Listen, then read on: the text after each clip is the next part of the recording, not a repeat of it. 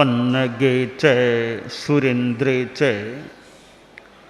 कौशिके पाद संस्पृशि निर्विशेष मनस्काय श्री वीरस्वामिने नमः।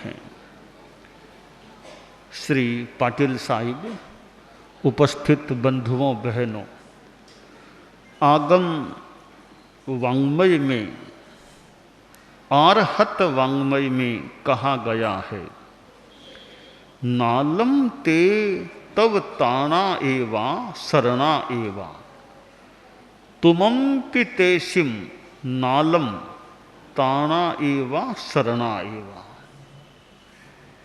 एक संत पुरुष साधु एक उद्यान में बैठा था और तप रहा था, ध्यान की मुद्रा में आसीन था। हाथों की मुद्रा, बैठने का तरीका, बंद आंखें, मूंदी हुई आंखें यह दर्शा रही थी कि यह कोई साधक आदमी लग रहा है, साधु लग रहा है, वेशभूषा भी साधु की लग रही है, कोई महात्मा है। वहाँ एक राजा किसी प्रयोजन से आ गया। राजा की दृष्टि उस साधु पर पड़ी। साधु वृद्ध अवस्था का नहीं था, एकदम बच्चा भी नहीं था, यौवन अवस्था में था, युवा, एकदम यौवन मानो टपक रहा था चेहरे से, शरीर से। उस युवा अवस्था के एक व्यक्ति को साधु के रूप में देखा तो राजा के मन में आया कि इतना जल्दी साधुपन कैसे ले लिया, संन्यास कैसे ले लिया। ये ब्रह्मचर्य आश्रम, वानप्रस्थ, गृहस्थ आश्रम, वानप्रस्थ आश्रम और संन्यास आश्रम कि 75 के बाद कोई साधु बने वे तो ठीक है, मान लें अब जीवन का अंतिम पड़ाव है, जीवन का चौथा चरण है 100 वर्षों के हिसाब से, पर यह तो अभी जवान है, अभी तो संसार में रहने का, भोग भोगने का, कमाई करने का, गारहस्थ जीवन जीने का समय है, अभी साधु कैसे बन गया। एक मन में प्रश्न उठा। सोचा साधु से मैं बात करूं, साधु क्यों बन गया यह है। पर साधु तो ध्यान में है, प्रेक्षा ध्यान जैसे हमारे यहाँ वो चलता है, प्रेक्षा ध्यान। आचार्य श्री महाप्रज्ञ जी प्रेक्षा ध्यान का प्रयोग कराया करते थे और ध्यान की मुद्रा और ध्यान की गहराइयों में जाने पर आदमी गहराई में चला जाए तो अपने प्रभु के साथ, अपने साथ आदमी हो सकता है। एक बार एक गुरु और चेला दोनों जा रहे थे, पद विहार, पद यात्रा हो रही थी। एक गुरु और एक जवान चेला, गुरु थोड़ा प्रौढ़ 60-65 की उम्र का, चेला छोटी उम्र का 25-30 वर्ष का, दो ही दो चल रहे थे।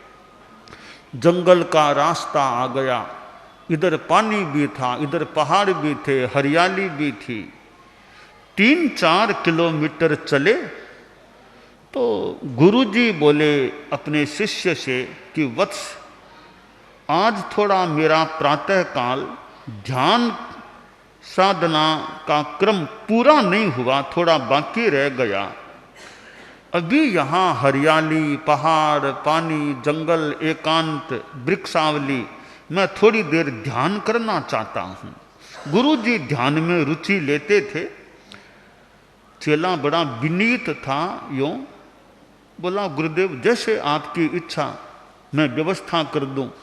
तो एक वहाँ कोई चौकी सी थी पत्थर की बनी हुई, वहाँ शिष्य ने गुरु का बैठने का आसन लगा दिया कि गुरुदेव आप यहाँ विराजो, आप ध्यान साधना करो, और जब आप कहेंगे तब हम आगे चलेंगे।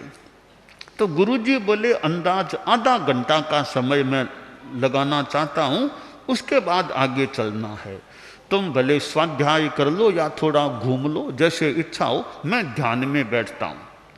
गुरुजी आसन पर जो पत्थर की चौकी पर लगाया गया उस पर आसीन हो गए।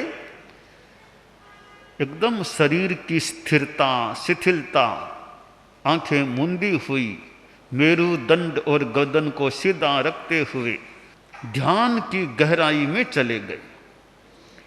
5-7 मिनट बीते, जंगल का क्षेत्र था, एक शेर आता हुआ दिखाई दिया। चेले ने देख लिया शेर आ रहा है, तो गुरुजी को यहां से उठाऊं आगे ले चलूं। चेला गुरुजी के पास आया, बोला गुरुदेव गुरुदेव शेर आ रहा है, शेर आ रहा है। गुरुजी तो मानो सुनते ही नहीं, एकदम ध्यान मग्न है। 2 बार कहा, 3 बार कहा, 4 बार कहा, गुरुजी तो एकदम स्थिर हैं, बिल्कुल नहीं उठ रहे हैं। चेले ने सोचा आज गुरुजी को तो खतरा है, मैं क्यों मरूं, मैं तो अपनी सुरक्षा करूं। पास में पेड़ था, चेला पेड़ के ऊपर चढ़ गया। शेर अपनी गति से आगे बढ़ते बढ़ते गुरुजी के पास आ गया और गुरुजी के पास खड़ा हो गया। थोड़ी देर गुरुजी को देखता रहा, कभी गुरुजी को चेहरे की ओर देखता है गुरुजी के, कभी हाथों की मुद्रा को देखता है। 1-2 मिनट गुरुजी के पास रुका और वह शेर आगे बढ़ गया। काफी दूर कोई गहरे जंगल में शेर चला गया। इतने में आधा घंटा करीब पूरे हुए तो गुरुजी ने आंखें खोली, ओम कहते हुए ध्यान पूरा किया और चेला निकट आ गया कि गुरुदेव अब और कुछ मर्जी कि नहीं, अब आगे चलना है। तो कहा ठीक है। शिष्य ने सामान समेटा, आगे बढ़ने गुरु आगे बढ़ने लगे, चेला साथ साथ चलने लगा। आधा किलोमीटर आगे बढ़े होंगे, जंगल में मच्छर भी थे, कोई 1-2 मच्छर गुरुजी को काट गए। तो गुरुजी उफ, अरे अरे मच्छर, अरे मच्छर मच्छर, तो थोड़े आकुल व्याकुल से होने लग गए। तो चेले को हंसी आ गई, थोड़ा हंसने लग गया। गुरुजी ने देखा अरे हंसता है, अरे हंसते क्यों हो, क्या हुआ। अब यहाँ गुरु चेले थोड़े मित्र से भी आपस में हो जाते। चेला बोला गुरुदेव आप तो अजीब आदमी हो, विचित्र आदमी हो। क्यों, और क्या, आप वहां ध्यान में बैठे थे, वहां शेर आ गया था। मैंने कितनी बार कहा गुरुदेव उठो उठो, शेर आ गया, शेर आ रहा है, आप उठे नहीं। शेर आपके पास खड़ा रहा, आप उठे नहीं, एकदम स्थिर ध्यान में रहे। कितनी बड़ी बात है, शेर पास में आ गया, हिंसक एक प्राणी, आप बिल्कुल विचलित नहीं हुए, शेर से आप नहीं डरे। अभी 1-2 मच्छर कोई काटा होगा, मच्छर ने काटा होगा, अरे अरे मच्छर मच्छर, यूं आकुल व्याकुल से होने लग गए। इतना अंतर कैसे आ गया, वहां आप इतने स्थिर बैठे थे, या यूं कैसे करने लग गए। 1-2 मच्छर के कारण संभवतः किसी मच्छर ने काटा होगा आपको, इतना अंतर कैसे आ गया। तो गुरुजी ने एक थोड़ी गहरी बात कही कि वत्स, जब मैं ध्यान में था तब मैं अपने प्रभु के साथ था, अपने प्रभु के साथ था, अब मैं तेरे साथ हूं, अब मैं तेरे साथ हूं, इतना फर्क है। प्रभु के साथ था, मुझे कोई भय नहीं था, एकदम सुरक्षित था, अपने आप में था। अब तेरी संगति में हूं, इसका प्रभाव आ गया होगा, मैं एक दो मच्छर से यूं आकुल व्याकुल सा हो गया। तो ध्यान की साधना में जब आदमी भीतर में चला जाए तो वहाँ अलग अनुभव हो सकता है, बाहर की दुनिया में अलग अनुभव हो सकता है। तो वह साधु उद्यान में ध्यान में बैठा था। थोड़ी देर बाद ध्यान पूरा किया, राजा सामने खड़ा था। बोला, मुनि जी, यह युवा अवस्था, आप अभी साधु कैसे बन गए? घर परिवार कैसे छोड़ दिया? अभी तो संसार में रहने का, गृहस्थ आश्रम में रहने का समय है, अभी साधु कैसे बन गए? तो साधु बोला कि मैं अनाथ था इसलिए साधु बन गया, अनाथ था इसलिए साधु बन गया। राजा के मन में एक विचार आया, रे मेरे राज्य में कोई अनाथ भी होता है क्या? यह तो गलत बात है। मेरे राज्य में कोई अनाथ कैसे रहे? सबको जीवन की आवश्यकताओं की पूर्ति सबकी होनी चाहिए। तो राजा बोला कि मुनि जी, आप चिंता मत करो, मैं आपका नाथ बनता हूँ, मैं आपका नाथ बनता हूँ। आप आओ, मेरे साथ चलो, मेरे महल में रहो, कोई कमी नहीं रहने दूंगा। साधु बड़ा तेजस्वी, युवा अवस्था का तरुण तपस्वी। साधु बोला कि तुम तो खुद अनाथ हो, मेरे नाथ क्या बनोगे? तुम तो खुद अनाथ हो।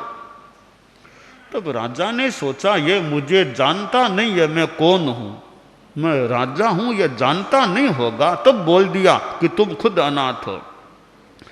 राजा बोला, मुनि जी, आप जानते नहीं होंगे, मैं यहाँ का राजा हूँ, सम्राट हूँ, मालिक हूँ, मेरे पास क्या कमी है? आपकी सारी व्यवस्था कर दूंगा मैं। मुनि जी बोले, राजन, मैं इसी राज्य का नागरिक रहा हूँ, आपको अच्छी तरह जानता हूँ, आप राजा हैं। मैं फिर कहूँगा, आप खुद अनाथ हैं, मेरे नाथ कैसे बनोगे? तब राजा थोड़ा चौंका कि मुनि जी हैं भी तपस्वी लग रहे हैं, दोबारा कह दिया कि अनाथ है, तो मैं अनाथ कैसे हुआ? तो मुनि जी बोले, आप यह गारंटी ले सकते हैं क्या कि मेरे शरीर में कभी बीमारी नहीं होगी? आप गारंटी ले सकते हैं क्या मुझे कभी बुढ़ापा पीड़ित नहीं करेगा? आप गारंटी ले सकते हैं क्या कभी मौत नहीं आएगी मेरे पास? यह गारंटी ले, इससे मुझे बचा सको, न कभी मौत आएगी, न कभी बुढ़ापा मुझे पीड़ित करेगा, न कभी शरीर में बीमारी होगी। इन सब बातों की गारंटी आप ले लो तो मैं सोचूं आपके पास आने का चिंतन करूं। राजा बोला, यह गारंटी मैं खुद की भी नहीं ले सकता तो आपकी क्या लूंगा? साधु बोला, मैंने यही तो कहा था, आप खुद अनाथ हैं, मेरे नाथ कैसे बनोगे? यह एक बात है कि आदमी अनाथ है, मृत्यु, बीमारी और बुढ़ापा, इनसे बचाने की गारंटी, बुढ़ापे से बचाने की फिर भी कोई व्यवस्था मान लो हो जाए, परंतु बीमारी कभी न आए यह गारंटी कैसे ली जाए? मृत्यु तो एक अवश्यम भावी चीज है, उससे बचाने की गारंटी कैसे ली जाए?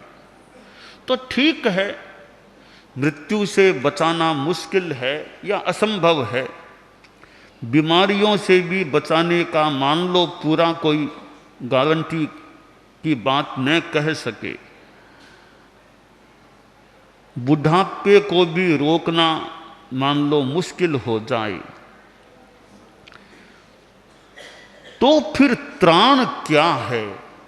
तो वो तत्व है धर्म, अध्यात्म।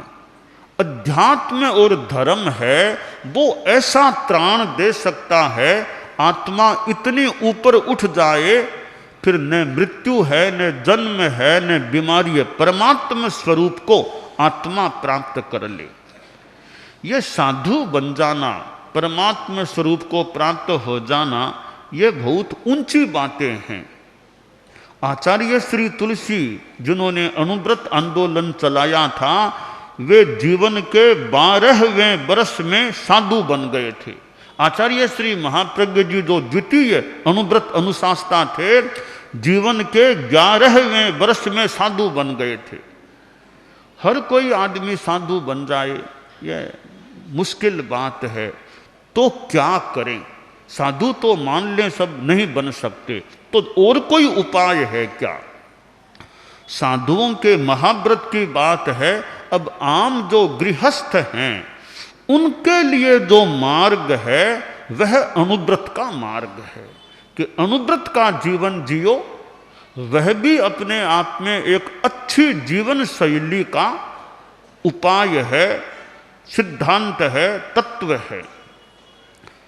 आचार्य श्री तुलसी ने यह अनुव्रत आंदोलन चलाया। ऐसे अनुव्रत हमारे जैन आगमों में भी आता है, पर आचार्य श्री तुलसी ने थोड़ा इसको व्यापक रूप दे दिया कि जैन अजैन कोई भी हो, किसी भी धर्म को मानो, किसी को भी मत मानो, किसी को भी अपना गुरु मानो, वो आपका यथावत आप रखते हुए भी अनुव्रती बन सकते हैं। अनुव्रती बनने के लिए आचार्य तुलसी को अपना धर्म गुरु मानना जरूरी नहीं है। आप जिसको गुरु मानो, आपकी इच्छा, बस अच्छे नियमों को, संकल्पों को स्वीकार कर लो ताकि आपकी चेतना अच्छी रहे, जीवन अच्छा रहे। और मैं तो यहाँ तक कहता हूँ, कोई नास्तिक आदमी है, न परमात्मा को मानता, न मोक्ष को मानता, न पुण्य पाप पुनर्जन्म इनको नहीं मानता, वह आदमी भी अनुव्रती बन सकता है, अनुव्रत की आचार संहिता स्वीकार कर सकता है। और कहीं कोई भूल न हो तो अनुव्रत यह विश्व भारती का अध्यक्ष भी कभी बन सकता है। कि जो नास्तिक आदमी है, कोई धर्म कर्म पुण्य पाप नहीं मानता, नास्तिक है, पर नैतिकता को मानता है, अहिंसा को मानता है, संयम को मानता है, ऐसा आदमी अनुव्रत विश्व भारती का अध्यक्ष भी कभी बने। संभवतः मैं उसको वहाँ कोई आपत्ति इस बात को लेकर नहीं करूँगा कि यह धार्मिक नहीं है, कि आस्तिक नहीं है। इस यह कैसे? अनुव्रत में सबका समावेश है, हिंदू हो, मुसलमान हो, सिख हो, ईसाई हो, नास्तिक हो और आस्तिक हो।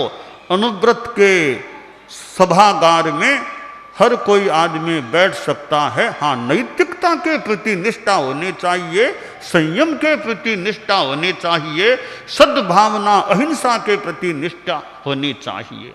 तो अनुव्रत यो कोई वो संप्रदाय वाला धर्म नहीं है। जैन, बौद्ध, सनातन, वैदिक, सिख, ईसाई, ये तो एक धर्म संप्रदाय हैं।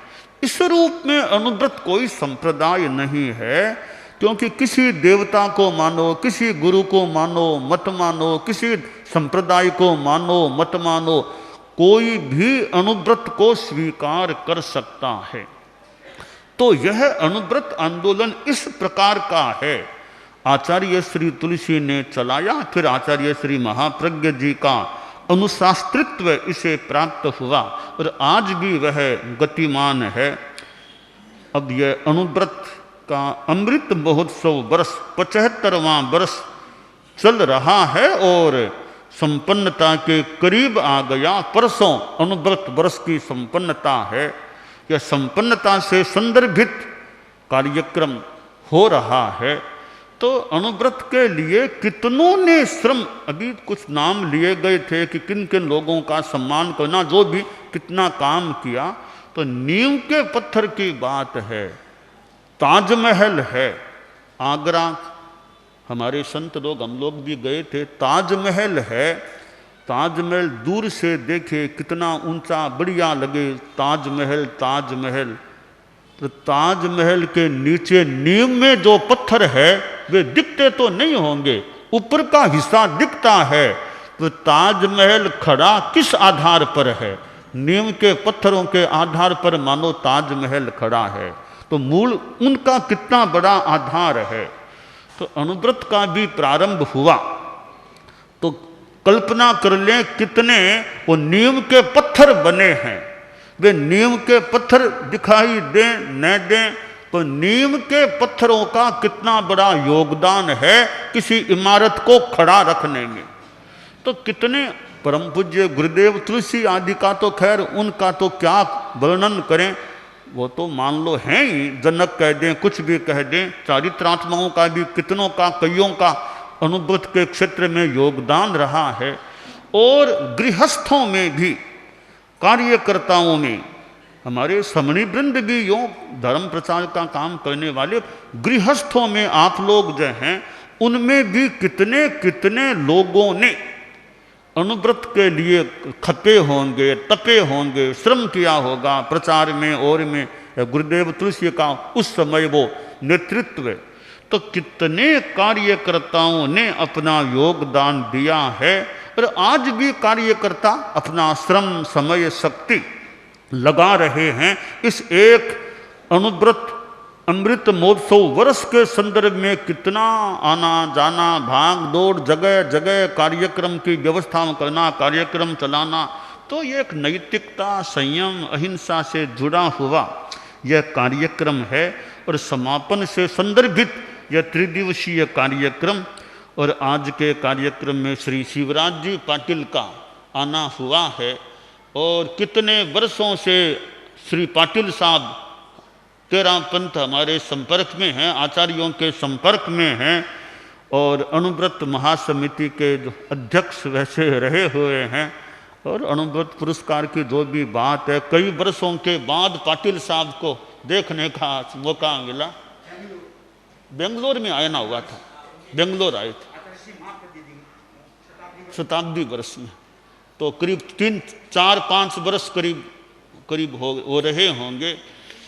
और वो अच्छा है कि ये उम्र का तो मान लो, उम्र आने पर भी सक्षमता अच्छा होना, निजर न लगे, निजर तो न लग जाए, इतनी उम्र में भी हैं सक्षमता का होना संभव है। 90 के आसपास, 90 के आसपास तभी खड़े होकर के भाषण देने की बात बहुत अच्छा है। तो यह शरीर की सक्षमता का होना भी एक सौभाग्य मान लें। इस सक्षमता का बढ़िया उपयोग आध्यात्मिक धार्मिक संदर्भों में होता रहे। तो पाटिल साहब जो पुराने वर्षों से एक संपर्क में, इधर राजनीति का तो क्षेत्र आपका रहा ही है, अनुव्रत के क्षेत्र से भी, धर्म से भी, यों तेरापन से भी संपृक्त रहे हैं। तो आज आपका इस कार्यक्रम में आना हुआ है, एक कार्यक्रम की शोभा है। ऐसे विशिष्ट व्यक्तित्व का कार्यक्रम में उपस्थित होना अपने आप में कार्यक्रम की एक शोभा हो जाती है, और कार्यक्रम को थोड़ा बल भी मिल सकता है। तो श्री पाटिल साहब का आज यहाँ आना हुआ, तो ये अनुव्रत जो है वो मानव के लिए एक अच्छा जीवन जीने का एक तरीका है कि जहाँ संयम की बात, नैतिकता, प्रामाणिकता, अहिंसा, पर्यावरण के संदर्भ में जागरूकता, चुनाव शुद्धि। अब चुनाव शुद्धि की बात है, लोकसभा का चुनाव भी अब निकट आ रहा है, तो चुनाव में भी कैसे अनुव्रत का प्रभाव रहे, और कितना क्या जितना संभव हो उम्मीदवार हैं, वोट लेने वाले और वोट देने वाले, कितना संयम, नैतिकता जितना संभव हो सके उसको काम में ले। अनुव्रत विश्व भारती भी चुनाव के संदर्भ में जितना उचित हो, एक अच्छी प्रेरणा देने का एक अवसर सामने फिर आ रहा है चुनाव का।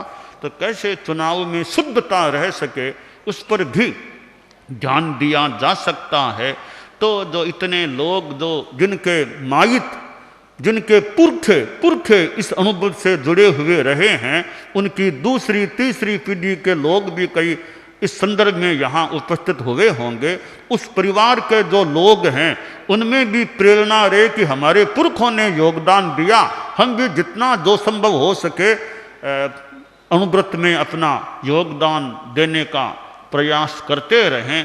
तो गौतम जी चौड़िया जैसे जज साहब भी जो इस ऐसे जुड़े हुए हैं, तो हाई कोर्ट के न्यायाधीश और यह अनुव्रत और धर्म तेरापन से जुड़े हुए हैं। तो जितना धर्म का, अनुव्रत का, अहिंसा, नैतिकता का प्रचार हो सके वो कार्य यथासंभवतया चलता रहे। और यह अनुव्रत अमृत महोत्सव वर्ष, ठीक है वर्ष तो मान लो संपन्न हो सकता है, अनुव्रत का कार्य तो लंबे काल तक चलता रहे, यह काम्य है। संभव है समाधान।